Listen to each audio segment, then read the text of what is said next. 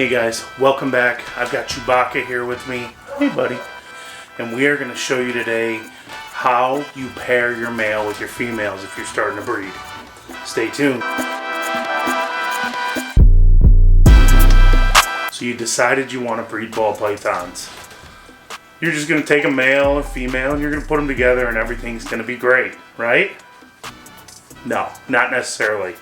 So sometimes it can be hard to get a male to lock up with a female. So I'm going to share with you 5 tricks I've used to get a tentative male to pair with a female and lock up. So a few starters, you will always pair in the female's tub. You will wait at least 3 days after the male and the female have eaten.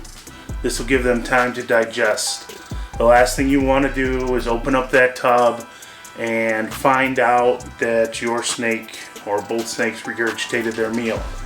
You'll have a smelly mess when you walk into your room, and it's no fun to clean up, and then you have to worry about them and any injury their digestive tract or mouth may have suffered trying to regurge that mouse or rat. So now that we got those out of the way, the first trick is probably my least favorite, and it is to put another male in the tub. So you'd have your female tub, you'd put your breeder male in who you want to lock up with that female, and then you'd add another breeder ready male. So this one you got to be very, very careful with, because you do not want to end up with a fight on your hands in that tub. If you put 2 males together that are ready to breed, they are going to potentially fight. So you want to keep a very close eye on this. The other reason being, you do not want the decoy male to get to your female and lock first. This could potentially ruin your whole plans for that pairing for the season if that male is successful. So it's very important to keep a close eye on this one. The next one is taking another male, breeder ready male, preferably, taking their shed and putting it in the bin with the female, and then you add your male that you want to pair.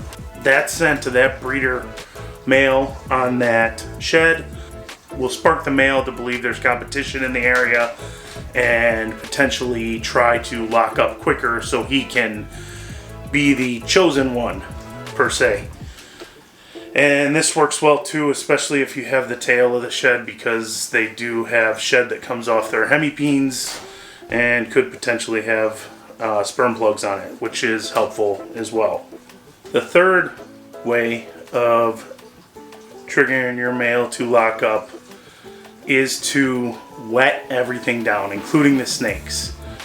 Now I've seen this with sprayers, pump sprayers, squirt bottles, but I do not really care for those as much. They tend to harbor bacteria, and if you spray the snake directly in the face, they can get water droplets in their lungs and it could be harmful to them and potentially cause RI. What I use now is a watering can, so I'll set the snakes in there together, and I will take some water from my incubator that I keep in there that's probably about 90 degrees, 85 degrees, and I just take that watering can and pour it over both the male and the female. And the idea behind this one is that it will simulate that rainy season that is the breeding season for ball pythons in the wild. And that wet substrate can potentially trigger that instinct in them. Now the other thing that I caution you on this one is, if you are going to soak the male and the female, I avoid the head. I don't want to pour any water, have it get in their mouth or anything of that sort. I just don't see it as necessary. So I typically pour it on their body and I get the substrate wet. And I would come back the next day, the day after, and check in frequently, because you don't want to have any mold growth. If you start to smell something off in your substrate, like mildew, I would potentially change your substrate out after this one. So these last two are much more preferred methods by me, and I've found them to be much more effective. This Other one's a little gross, so caution. But what you're gonna do is you will take another male that you are not pairing with that female that is breeder ready. You will pop sex this male and his hemipene or hemipene should pop out and you'll see a small bit of sperm or a sperm plug. You will take that on your finger and wipe that near the cloaca end of your female. Now, when you pair your preferred male up, he's gonna sense that and smell that and sense competition, which should drive his instinct to try to be the chosen one. Again, we'll go with that. And potentially lock up with her. Now, we've seen some good success with this one. We will continue to use this one. Like I said, it can be gross, but it works. If you're having trouble, give it a shot. The final and most proven method that I've had is storms. So when a storm comes in, rainstorm, snowstorm, ice storm, wherever you are in the country, whatever it may be, the barometric pressure will drop. And when there is a drop in barometric pressure, you will be naturally simulating that rainy season. As I said before, that is the breeding season for these guys in the wild. And that more than anything has worked for us. So you don't want to pair your males more than 2 days a week unless they're locked up, and it's longer than that. I've had males go 3 days locked up. You can wear your male out, and you don't want to pair them with the same female more than once a month. So you're going to want to keep an eye on the forecast and plan around this so you're not over pairing your male.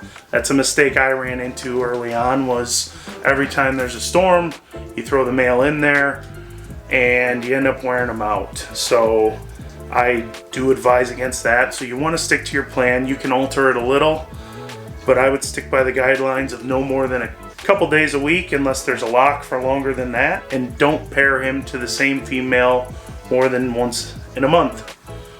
So that was how you can pair one male to 4 females. So he will typically get put in, and this is how we do it, he'll get put in with a female, give him a couple days, pull him back out or let him finish that lock and then pull him back out.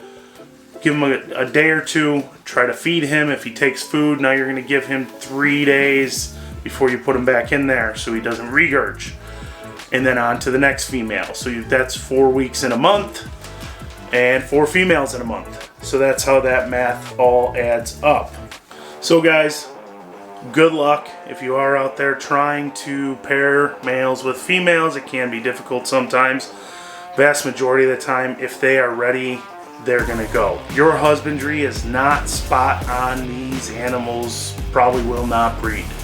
So you must have your humidity correct, your temperature should be on point, your animals should not be stressed out, and you don't want to mess with them too much. I wouldn't move your females around too much.